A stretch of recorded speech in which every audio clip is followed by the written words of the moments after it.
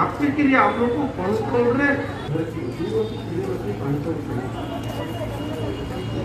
ଗାଧେଇକି ଆସିଲା ତାକୁ ଏଇଟା ଠିକ ସବୁବେଳେ ଅନ୍ୟକୁ ଶୁଣେଇବ ଆମେ ଅଜ୍ଞ ଅଛନ୍ତି ବେଦ ସମ୍ବନ୍ଧରେ କାହିଁକି ଆମେ କାହାକୁ ଶୁଣିବାକୁ ଚାହୁଁ ଆମର ଯୋଉଟା ନାହିଁ ଏଠି ଆଉ ଗୋଟେ ଅଛି ହିନ୍ଦୀ ଏଇଟା ଯେ ସଂସାର ଯିଏ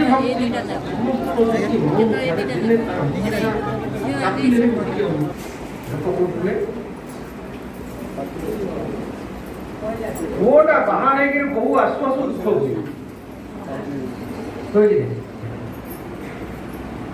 ଏବଂ ପାଣ୍ଡବ ମାନଙ୍କର ରାଜ୍ୟ ଅଭିଷେକ ହେଲା ତାର ଦିନ ସକାଳୁ ଯୋଉ ଦିନ ଅଭିଷେକ ସରିଲା ତାର ଦିନ ସକାଳୁ ସେ ଉଠିକିରି ଯୁଧିଷ୍ଠିର ଯାଇକିରି ଭାଇମାନେ ଯାଇକି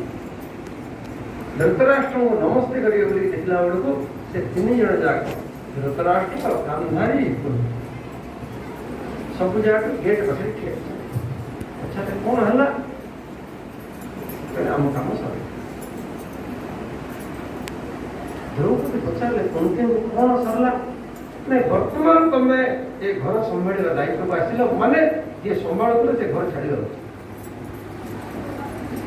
ଯେ ଅତୀତର ଆଦର୍ଶ ଥିଲା ସେଇଥିପାଇଁ ଝଗଡ଼ା ହବ କିନ୍ତୁ